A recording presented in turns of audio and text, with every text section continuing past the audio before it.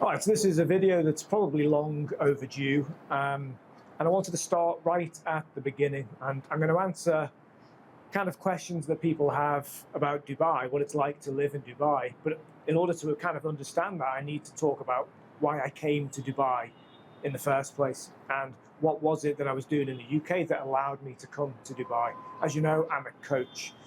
So I want to start right at the beginning with how I got involved in fitness in the first place.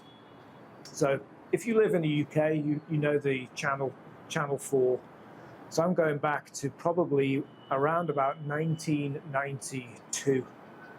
And every Christmas on Channel 4, they would pick a season of movies, and it would always be something obscure, and generally it would be always something I really liked and lasted throughout the years.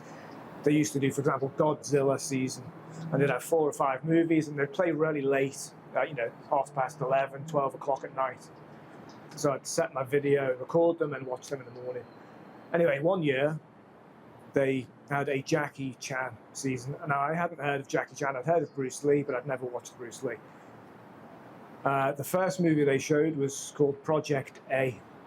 And I saw this movie, and I stayed up for the first kind of 15 minutes of this, way past my bedtime, to make sure it was recorded.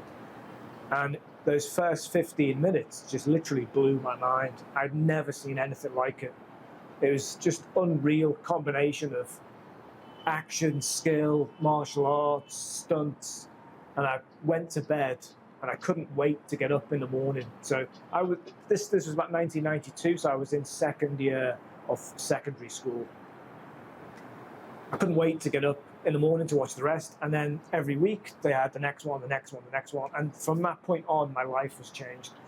To cut a long story short, I went from martial arts and being involved in martial arts, really enjoying Bruce Lee. Bruce Lee was really into strength training and weight training, so that pushed into my natural evolution. My brother was already involved in bodybuilding.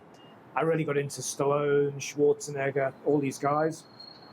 And that was my kind of first introduction to exercise. So I was exercising at a young age, not from the point of view of having it as part of my career, but part of just something I really enjoyed doing. So moving on, I was into martial arts, I was into physicality, I was into this kind of training. Really unsure what I wanted to do with my kind of career. My first job was in Virgin Megastores, selling movies, DVDs, all this kind of stuff. And then my girlfriend at the time moved to London. I moved to London, so I'm probably, maybe 20, something like this. I'm not 100% sure, but around about 20. She moved to London. I decided to move to London, and I got a job in HMV because I had the relative experience in Virgin Megastores to go to HMV, where they sell, all the kind of, music and DVDs. It was in HMV I got speaking to a guy called John, who's the security guard. And sorry, no, it wasn't John. It was Maurice. And basically, he was leaving security to do a course in personal training. And he told me the details. It's going to be this and that, and blah, blah, blah. That really interested me. Moving on again, shortly after this, things weren't working out in London. We decided to move back. And then I used my experience in HMV to then get a job in another music shop, surprise, surprise. And I used this as a means of saving up for my personal training qualification. Now, the personal training qualification I did was with Premier Training. I think it's Premier International, Premier Global. But it was a legitimate course. Now, this is in the day when courses were, you could say they were in the early stages, but because they were in the early stages and they wanted to list this as a real qualification, it had to be tied to an establishment, and now this was linked to a university. And I'll give you the difference, and I'm sick of telling this story. But my personal training course was 12 weeks long. It was Monday to Friday, 9 to 5. There were around about 4 weeks. So basically, you did your fitness instructor 1, your fitness instructor 2, you did a week of nutrition, you did a week of circuit training. And then after this, because it was an all-encompassing course that you had to learn how to be a level 3 personal trainer, there was also a sports massage component to it. So that was, you had to learn Swedish massage to be able to then move into sports massage. Things have changed since then. That's been removed. But as I say, it was 12 weeks. So the length, the breadth of knowledge that it gave you at the end of those 12 weeks, in order to be able to say, well, if you have an injury, it's probably this. If you have blah blah blah blah, was I think way ahead of where most of these courses are now. And when I did my course, you actually had people who'd been to university to do sports degrees have to then come back and do one of these courses because they didn't really know how to apply it as a coach to the regular average person. So it was interesting to see. So anyway, again, I did this qualification. This was 9 to 5 in London. And then just towards the end of my course, because this course was based in a gym, because they had to have access to a gym, then they'd go to a classroom and go back to like a regular gym. Towards the end of the course, a job position came up as a fitness instructor stroke personal trainer. I interviewed it. There was about 12, 13 people. I got the job. And from that point on, I was then employed as a fitness instructor and personal trainer. And that is basically how I got my start, or my foot in the door for personal training. Next step was the gym was in financial difficulties.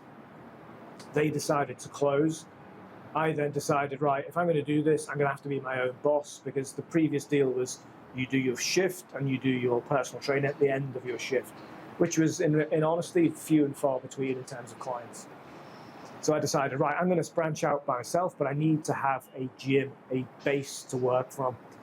At the time, Fitness First was in the UK, was very good for personal training, because they had a system that allowed you to start as a trainer that worked for them almost for free, in the sense that basically you're going to end up, after 12 weeks, you're going to end up paying a rent to Fitness First. You're technically self-employed. They print your business cards, you wear their clothes, but you are self-employed. You can come and go as you please, but you have to pay rent every week and month to be in their building. As a result, what happens as a trade-off is they give you clients, they get you booked in with people. But they had a nice system where it was, right, you're going to work for 2 weeks where you don't pay anything, then another 2 weeks or another month goes by, and then you start paying 50% rent. And all the time they're providing you with clients to potentially turn into your own clients. If you're a good trainer, this is a really good model, because it allows you to get your foot in the door and build up a client base.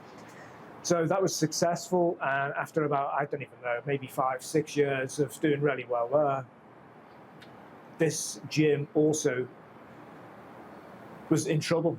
The words were, Fitness First never closes gyms. Within a few months, after all the gossip, yeah, we're going to be closing. So that was a kind of a shock, but luckily at the time I'd been kind of exploring other avenues, and a friend of a friend was already over in Dubai, and they had a job in a very small boutique personal training studio called U Concept, and they were branching out into a slightly bigger facility, which was going to be personal training studio and regular gym. So this is how I ended up in Dubai, which I will save for my next story, because I don't want to drag out and get you sat there for half an hour while I give you my life story. So if you're interested, stay tuned for the next part, is basically how I ended up in Dubai and the steps that it took to get me established in Dubai.